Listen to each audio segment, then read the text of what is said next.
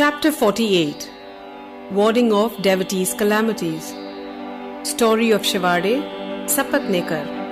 At the commencement of this chapter, someone asked Himmat Pant whether Sai Baba was a guru or Sadguru. In order to answer the question, Himmat Pant describes the signs or marks of Sadguru as follows. Signs of Sadguru. He who teaches us Ved and Vedanta or the 6 Shastras. He who controls the breath or brands his body with mudras or gives pleasing discourses regarding Brahma. He who gives mantras to the disciples and orders them to chant the same a certain number of times but does not assure them any result in a definite time. He who by his lengthy, gross knowledge explains beautifully the ultimate principle but has himself got no experience or self-realization is not a Sadguru, but he who, by his discourse, creates in us a distaste for the enjoyments of this world and the next, and gives us a taste of self-realization, who is well versed in both theoretical and practical knowledge, deserves to be called a Sadguru. How can he, who is himself devoid of self-realization, give it to the disciples? A Sadguru does not, ever in his dream, expect any service or profit from his disciples. On the contrary, he wishes to serve them. He does not think that he is great and the disciples small. Not only he loves him as his son, but regards him as equal to himself or as Brahma. The main characteristic of a Sadguru is that he is the abode of peace. He is never restless nor ruffled. He has no pride of his learning. The poor and the rich, the small and the great are the same to him. Himmat Pant thinks that on account of the store or accumulation of merits in his past births, he had the good fortune of meeting and being blessed by such a Sadguru as Sai Baba. Even in full youth, he hoarded nothing except perhaps chili. He had no family, no friend, no home, nor any support. Since he was 18, his control of mind was perfect and extraordinary. He lived then in secluded places and always abided in his cell. On seeing the pure attachment of his devotees, he always acted in their interests, and hence he was in a way dependent on them. What experience he gave to his devotees while he was living in flesh are felt even today after his Mahasamadhi by those who attach themselves to him. What his devotees have to do is this. They have to trim the heart lamp of faith and devotion and burn in it wicks of love. And when this is done, the flame of knowledge will be lit up and shine brighter. Mere knowledge without love is dry. Nobody wants such knowledge.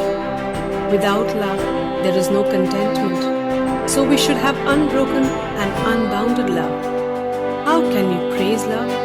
Everything is insignificant before it. Without love, our reading, hearing, and the study are of no use. In the wake of love comes devotion, dispassion, peace, and liberation with all their treasures. We do not get love for anything unless we feel earnestly about it. So where there is real yearning, God manifests himself. It includes love, and it is the means of liberation. Now, let us revert to the main story of this chapter. A man should go to a true saint with a pure mind or even otherwise and hold his feet. Ultimately, he is sure to be saved. This is illustrated by the following stories. Mr. Shivade. Mr. Sapatnekar of Akalkot was studying for law. A co-student, Mr. Shivade, met him. Other fellow students also got together and compared notes of their study. It was found by the questions and answers amongst themselves that Mr. Shivade was the least prepared of all for the examination, and therefore all the students derided him.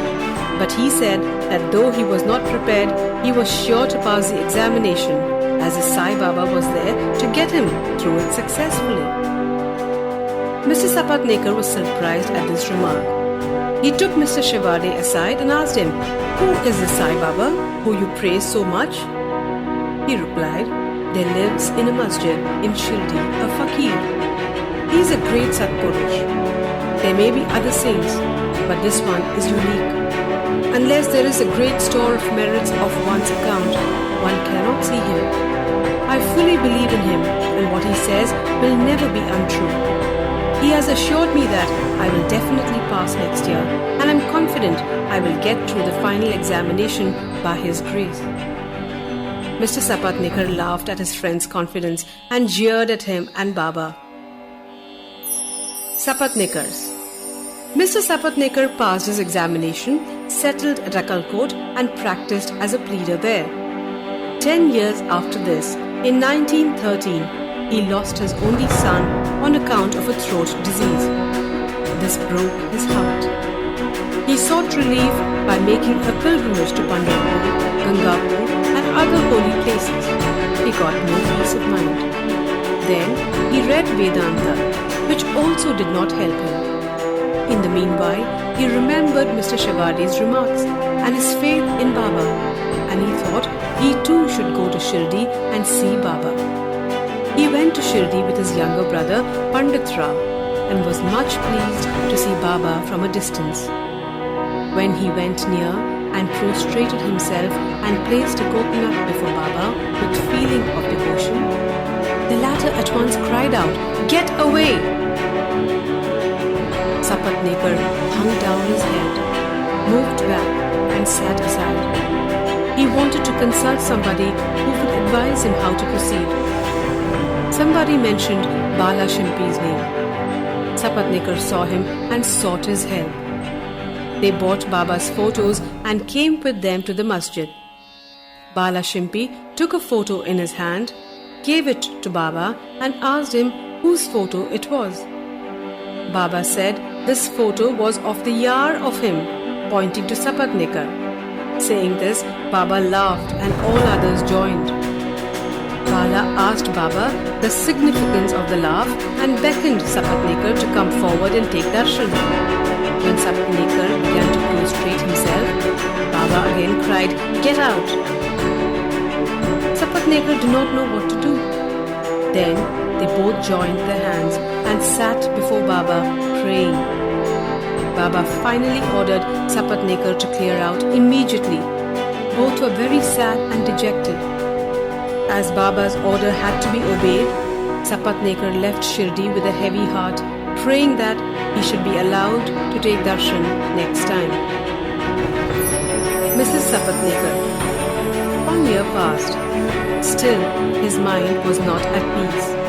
He went to Gangapur, where he felt more restless. Then he went to Madhegaon for rest, and finally decided to go to Kashi. 2 days before starting, his wife got a vision. In her dream, she was going with a pitcher to Lakat Shah's well. There, a fakir, with a piece of cloth tied around his head, sitting at the foot of the neem tree, came close to her and said, "My dear girl, why get exhausted for nothing? I get your pitcher filled with pure water." She was afraid of the fakir and hastened back with the empty pitcher. The fakir followed her. At this, she was awakened and opened her eyes. She told this vision to her husband. They thought this was an auspicious sign and they both left for Shirdi. When they reached the masjid, Baba was not there.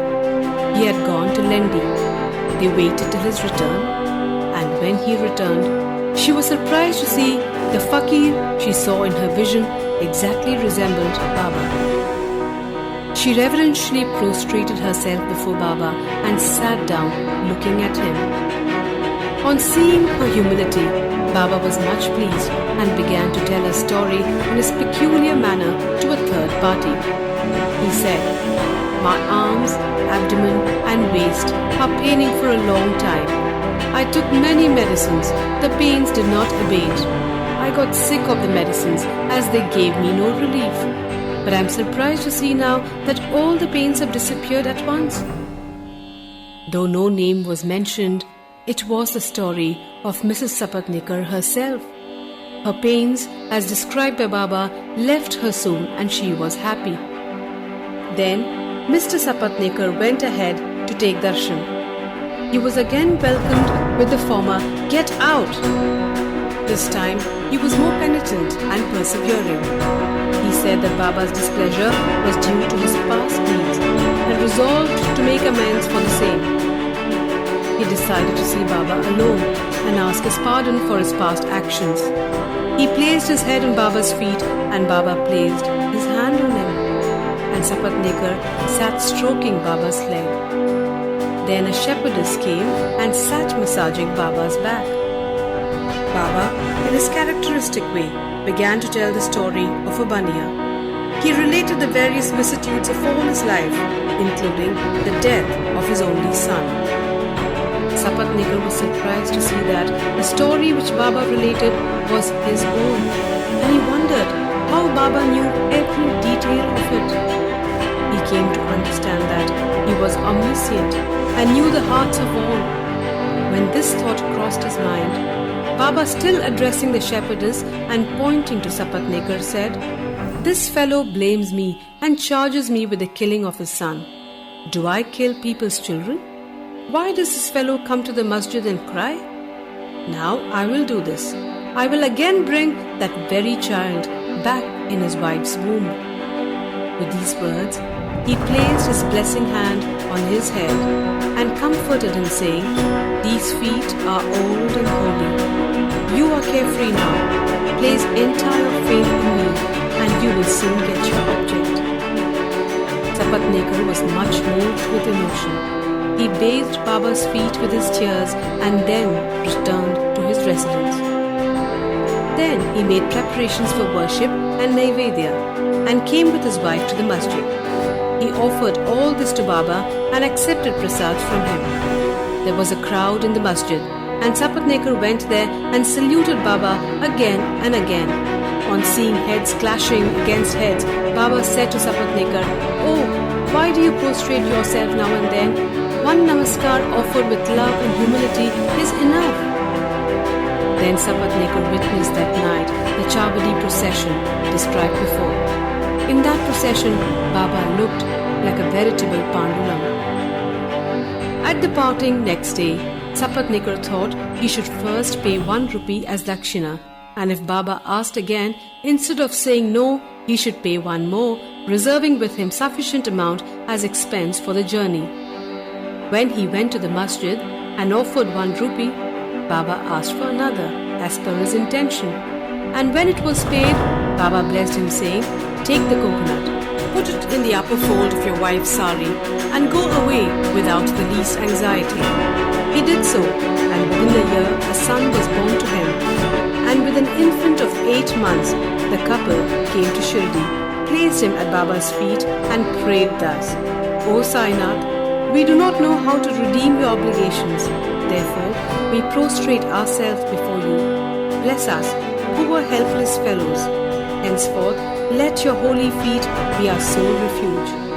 Many thoughts and ideas trouble us in waking and dream states. So turn away our minds from them to your bhajan and bless us." The son was named Murlidhar. 2 others, Bhaskar and Dinkar, were born later. The Sapatnekar couple thus realized that Baba's words never came untrue and unfulfilled. Bow to Sri Sai. Peace be to all.